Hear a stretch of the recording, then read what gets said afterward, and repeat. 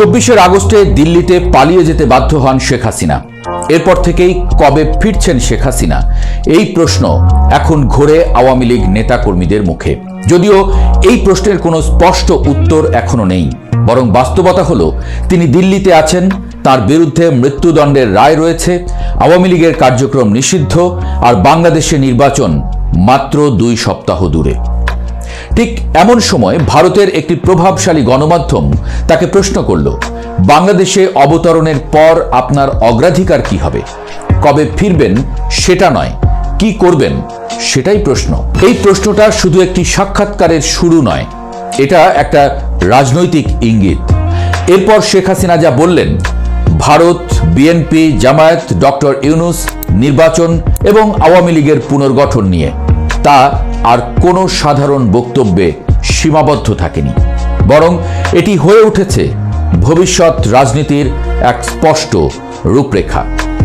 এই সাক্ষাৎকার কি শেখ হাসিনার ফেরার প্রস্তুতির বার্তা, নাকি বিএনপির জন্য নতুন এক মেরুকরণের সংকেত?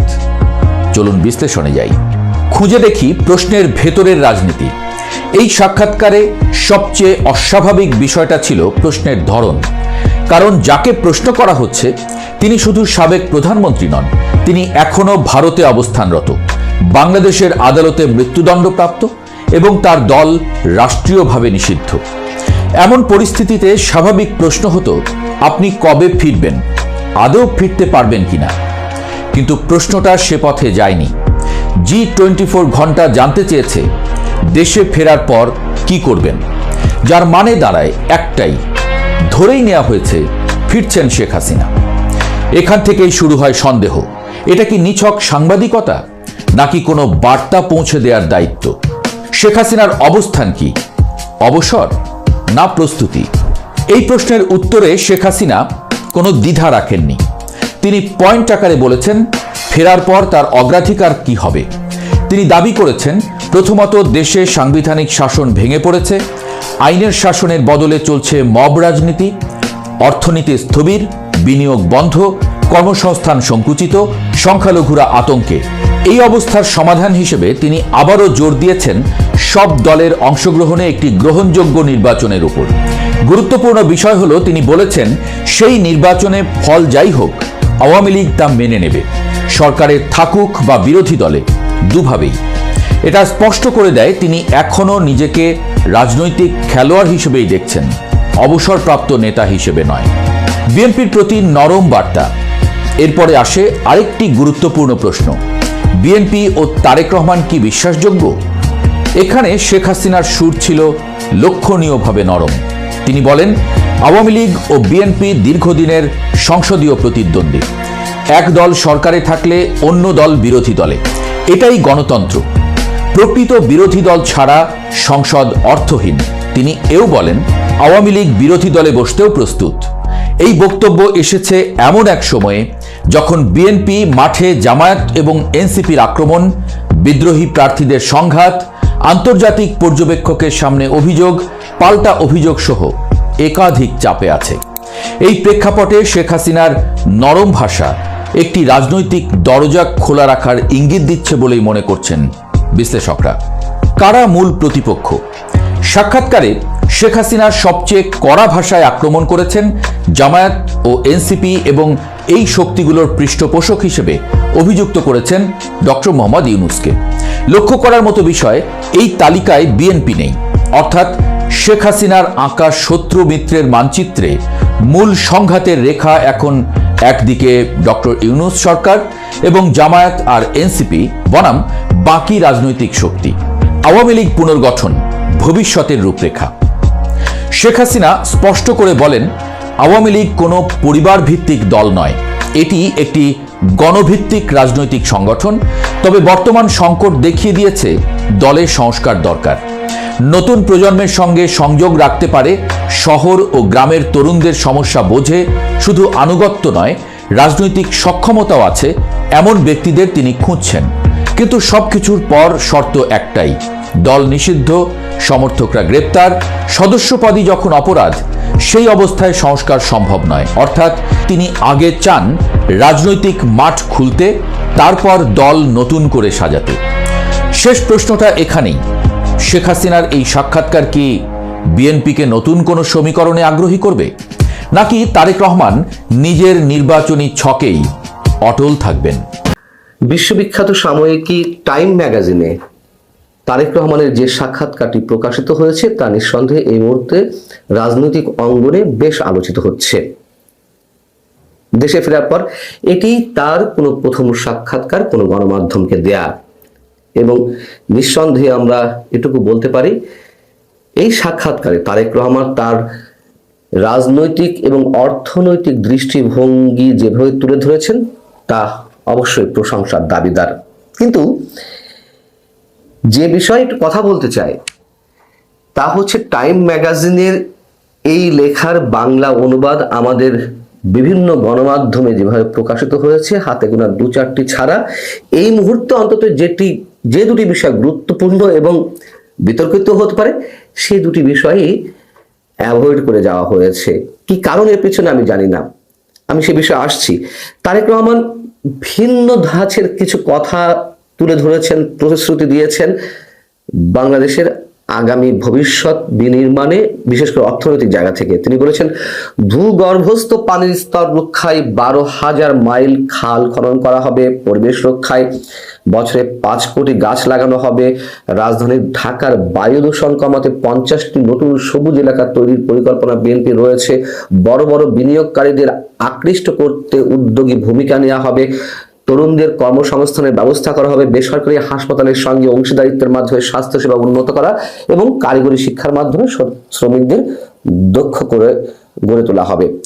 এগুলো আমার কাছে অন্তত খুবই ইম্পর্টেন্ট। গতানুগতিক যে কথাগুলো বলা হয় সেই সব প্রতিশ্রুতির বাইরে এইগুলো খুবই কার্যকরী পরিকল্পনা। যদি সত্যি বিএনপি ক্ষমতায় এসে এগুলো বাস্তবায়ন করতে পারে অবশ্যই সেটি উল্লেখ খুবই গুরুত্বপূর্ণ। এবং তারেক রহমান আরেকটি কথা বলেছেন এইসব বিষয়ে, তা হচ্ছে তিনি তার পরিকল্পনা যদি 30% বাস্তবায়ন করতে পারেন তাহলে দেশের অগণিত মানুষের সমর্থন তিনি পাবেন। এটি হচ্ছে সবচেয়ে বড় কথা। অন্য কারোর মতন শতভাগ প্রতিশ্রুতি পূরণ করা হবে, এ করা হবে, সে করা হবে, সেই ধরনের কথার ধার তিনি ধারেননি। এখন যে কথাই বলছিলাম, যে দুটি বিষয় এড়িয়ে যাওয়া হচ্ছে আমাদের গণমাধ্যমগুলোতে বাংলা অনুবাদের ক্ষেত্রে, এবং এই প্রবণতা আমরা আওয়ামী লীগ আমলেও দেখেছি। যখন শেখ হাসিনা ক্ষমতায় ছিলেন তখন এই টাইম ম্যাগাজিন সহ আরো বিভিন্ন ইংরেজি আন্তর্জাতিক গণমাধ্যমে যেসব বিষয়ে লেখালেখি হতো তার অংশ বিশেষ পাশ কাটিয়ে যাওয়া হতো, ওগুলো খুব একটা ফোকাস করা হতো না। নির্বাচনে আওয়ামী লীগকে বাইরে রাখা ঠিক হচ্ছে কিনা এমন প্রশ্ন ছিল টাইম ম্যাগাজিনের পক্ষ থেকে। তারেক রহমান তিনি স্পষ্ট জানিয়ে দিয়েছেন যে নীতিগতভাবে কোন দল নিষিদ্ধ করার পক্ষে তিনি নন। কেন নন? তিনি বলছেন যে আজ যদি একটি দল নিষিদ্ধ করা হয় তবে কাল আমার দলও নিষিদ্ধ যে করা হবে না তার নিশ্চয়তা কি। তবে অপরাধীদের শাস্তির বিষয়ে তিনি যে আপোষহীন সে বিষয়টি উল্লেখ করেছেন। এই অংশটি এই মুহূর্তে অবশ্যই যথেষ্ট আলোচনার দাবি রাখে। কেন রাখে? খালেদা জিয়া, তারেক রহমান সহ বিএনপির অসংখ্য নেতাকর্মীর উপর আওয়ামী লীগ স্টিম রোলার চালিয়েছে, নির্যাতন চালিয়েছে, এগুলো সবই সত্য কথা, অস্বীকার করার কিছু নেই। কিন্তু এসবের পরেও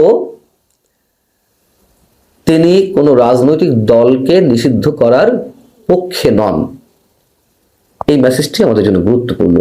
আবার আমরা একটু খটকার মধ্যে পড়ে যাই যে আসলে তিনি এই কথাটি কতটা সততার সঙ্গে বলছেন সেটা নিয়েও প্রশ্ন উঠতে পারে। আওয়ামী লীগকে নির্বাহী আদেশের মাধ্যমে নিষিদ্ধ করার যে দাবি উঠেছিল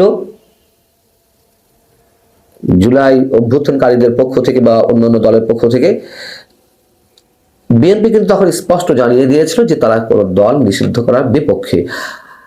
কিন্তু যখন আবার সেই কাজটি করা হলো এনসিপি নেতাদের দাবির মুখে, তখন আবার বিএনপি স্টেটমেন্ট দিয়ে জানিয়ে দিয়েছিল যে তারা এটিকে সাধুবাদ জানায়, এটির কৃতিত্ব বা তারা নিতে চাইছিল। বাস্তবতা তখন এমনই ছিল, বিএনপি যদি দৃঢ় অবস্থায় থাকতো না এটি করা যাবে না, তাহলে হয়তো ইউনূস সরকার এটি করতে পারতো না এবং আওয়ামী লীগের রাজনৈতিক কার্যক্রম নিষিদ্ধ হতো না, আওয়ামী লীগের শীর্ষ রাজনীতিবিদরা পলাতক, দুর্নীতিবাজরা পলাতক, তাদের বিচার অবশ্যই দেশের প্রতিটি সুবুদ্ধি সম্পন্ন মানুষ চান, এতে কোনো সন্দেহ নেই। কিন্তু রাজনৈতিক কার্যক্রম নিষিদ্ধ না করলে তো অন্তত এই নির্বাচনে অংশ নিতে পারত। এবং সেই জায়গা থেকে এই নির্বাচন যে অনুষ্ঠিত হওয়ার আগেই তুমুলভাবে বিতর্কের মধ্যে পড়েছে, এটি তো পড়তো না। আওয়ামী লীগ এই নির্বাচনে অংশ নিলে নিঃসন্দেহে হারতো। কত আসনের ব্যবধানে হারতো সেটা অন্য কথা, হারতো এটুকু নিশ্চিত করে বলা যায়, চোখ বন্ধ করে বলা যায়। কিন্তু সেই সুযোগটি বিএনপি নিতে পারলো না। কেন? যে এটির পক্ষে অবস্থান নিলে, মানে আওয়ামী লীগকে নিষিদ্ধ করা যাবে না এই বিষয়ের পক্ষে অবস্থান নিলে হয়তো জুলাই অভ্যুত্থানকারীদের বিরুদ্ধে চলে যাওয়া হয়, বা এই যে তরুণরা তারা বিএনপিকে কতটুকু সাপোর্ট করবে সেটা নিয়ে একটা কনফিউশনের মধ্যে বিএনপি নিঃসন্দেহে ছিল। কিন্তু যদি সত্যি আওয়ামী লীগ নির্বাচনে হতো, লাভের লাভটা তো অবশ্যই বিএনপির হতো। একটা ক্রেডিবল নির্বাচন আমরা পেতাম। যে কৌশলটি আওয়ামী লীগ করে এসেছে গত তিনটি নির্বাচনে, এবং যে কারণে যথেষ্ট বিতর্কের মধ্যে পড়েছে, সেটি তো আর এবার হতো না। এবং এই কথাটা এখন চারিদিক থেকে উচ্চারিত হচ্ছে যে এই নির্বাচন, যে একতরফাভাবে নির্বাচন অনুষ্ঠিত হতে যাচ্ছে, তার মধ্যে দিয়ে বিজয়ী দল সরকার গঠন করলে সেই সরকারের স্থায়িত্ব কতদিন হবে। এবং পাশাপাশি আরো অনেক ধরনের ডিজাইনের কথা তো আমরা জানতে পারছি, নানানভাবে উচ্চারিত হচ্ছে যে এই যে হ্যানা ভোট, তার মধ্যে দিয়ে যে সংসদ গঠিত হবে সেটি গণপরিষদ হিসেবে দায়িত্ব পালন করবে প্রথম 6 মাস, সেই 6 মাস এই ইউনূস সরকার কন্টিনিউ করবে, সেই 6 মাসের মধ্যে আবার মিস্টার ইউনূস সাহেব তিনি কি কি ডিজাইন আনবেন তা নিয়ে নানান ধরনের সন্দেহ রয়েছে। অতএব এই জায়গা থেকে বিএনপির সবচেয়ে বড় ভুল এই মুহূর্তে এসে এটি যে তাতে কোনো নিশ্চয় বিভ্রান্তি থাকার কথা নয়। এবং আওয়ামী লীগকে যে এখনো এদেশের সংখ্যাগরিষ্ঠ মানুষ প্রত্যাখ্যান করেনি সে কথা উঠে এসেছে মানে টাইম ম্যাগাজিনের এই প্রতিবেদনেই। আটলান্টিক কাউন্সিলের সিনিয়র ফেলো, দক্ষিণ এশিয়া বিষয়ক যিনি রাজনৈতিক নানান বিষয় তুলে নিয়ে আসেন তার ব্যাখ্যার মাধ্যমে, সেই মাইকেল কুগেলম্যান বলছেন যে দেশের চলমান অর্থনৈতিক পরিস্থিতি যদি অব্যাহত থাকে তাহলে হাসিনার শাসন ব্যবস্থার প্রতি মানুষ আকৃষ্ট হতে থাকবে আরো বেশি। তারেক রহমানের বিরুদ্ধে দুর্নীতি এবং অপশাসনের অভিযোগ ছিল, সেটিও টাইম ম্যাগাজিন উঠিয়ে নিয়ে আসছে।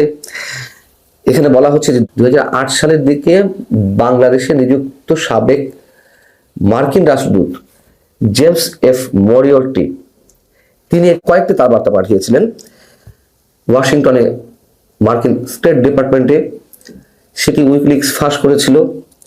উইকিলিক্সে ফাঁস করার তথ্যে বেরিয়ে এসেছিল যে এখানকার মার্কিন দূতাবাস ওয়াশিংটনে মেসেজ দিচ্ছে, গোপন তার বার্তা দিচ্ছে যে তারেক রহমান গণতন্ত্রের জন্য হুমকি, তাকে কোনোভাবে বিশ্বাস করা যায় না, আরো অনেক আপত্তিজনক পড়া করার শব্দ সেখানে লেখা ছিল, যেগুলো এখন আমি নতুন করে উচ্চারণ করতে চাই না। তো সেই বিষয় নিয়েও টাইম ম্যাগাজিন তারেক রহমানের কাছে প্রশ্ন রেখেছিল, এবং এটি সাহসের বিষয়। তারেক রহমান সেটি অস্বীকার করেননি, তিনি স্বীকার করে নিয়েছেন যে হ্যাঁ এরকম গোপন বার্তা পাঠানো হয়েছিল, তার বক্তব্যের মধ্য দিয়ে সেটি বেরিয়ে আসে। কিন্তু তিনি বলছেন যে তারা তো কিছু প্রমাণ করতে পারেনি। এখন প্রশ্ন হচ্ছে দুর্নীতি বিষয়ে তারা কিছু প্রমাণ করতে না পারলেও যুক্তরাষ্ট্রের যেই মনোভাব তারেক রহমানের প্রতি ছিল তার কি কোনো চেঞ্জ এসেছে? সে বিষয়টি আমাদের কাছে এখনো রহস্যের মতন। তার কারণ গত কয়েকদিন আগে ওয়াশিংটন পোস্টে একজন মার্কিন কূটনীতিকের বক্তব্য নিয়ে যে রিপোর্টটি প্রকাশ হয়েছে সেটিও আমরা সবাই জানি। যুক্তরাষ্ট্র জামাতকে ক্ষমতায় দেখতে চায়। সেই জায়গা থেকে আসলে ভূ রাজনৈতিক জায়গা থেকে আগামী নির্বাচনে কি হতে যাচ্ছে সেই প্রশ্নের কিন্তু কোনো সমাধান এখনই মিলছে না।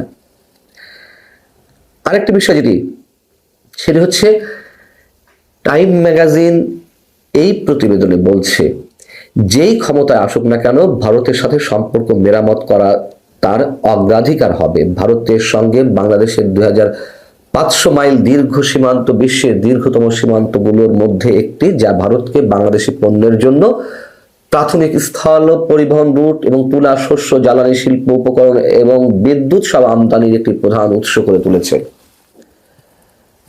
সেই ভারতের সঙ্গে বাংলাদেশের এখনকার যে সম্পর্ক যে তলানিতে গিয়ে পৌঁছেছে, সেটি আগামীতে কোন জায়গায় গিয়ে পৌঁছাবে বা কি করা উচিত, তারেক রহমান বলছেন, খুবই চমৎকার উত্তর দিয়েছেন, আমাদের জনগণ এবং দেশের স্বার্থ রক্ষা সবার আগে। কিন্তু তারপরে আমি বলবো, সম্পর্ককে আরো এগিয়ে নিয়ে যাওয়ার চেষ্টা করব। খুব সাহসী একটি কথা বলেছেন। অবশ্যই তারেক রহমানের সাহসিকতার পরিচয় এখানে দিতে হয় যে তিনি অকপটে ভারতের সাথে সম্পর্ক উন্নয়নের কথা বলেছেন। যদিও সেই দক্ষিণ এশিয়া বিষয়ক বিশেষজ্ঞ মাইকেল কোগেলম্যান বলছেন যে তারেক রহমানের মতো কেউ প্রকাশ্যে নয়াদিল্লিকে আলিঙ্গনের আহ্বান জানিয়ে বিশাল রাজনৈতিক ঝুঁকি নিচ্ছেন কিনা সেটি ভেবে দেখা দরকার। যদিও মাইকেল কুগেলম্যান অনেক বড় বিশ্লেষক, অনেক বড় বোদ্ধা হতে পারেন, কিন্তু আমার মনে হয় এটি তারেক রহমান সাহস করে বলেছেন, এটি তার রাজনৈতিক অন্যতম দূরদর্শীদের পরিচয়। তখন সবাই ভারত বিরোধিতার রাজনীতিকে পুঁজি করে আগামী নির্বাচনী বৈতরণী পার হতে চাচ্ছে। কেউ প্রকাশ্যে বলছে না ভারতের সাথে সখ্যতা গড়ে তোলার বিষয়টি তারেক রহমান বলতে পেরেছেন, এবং এটাই বাস্তবতা। যে যেভাবেই ধরুন না কেন, একটা বৃহৎ প্রতিবেশী রাষ্ট্রের সঙ্গে তুমুল শত্রুতা বজায় রেখে কখনো এগিয়ে যাওয়া সম্ভব নয়। ভালো থাকুন সবাই, আল্লাহ হাফেজ।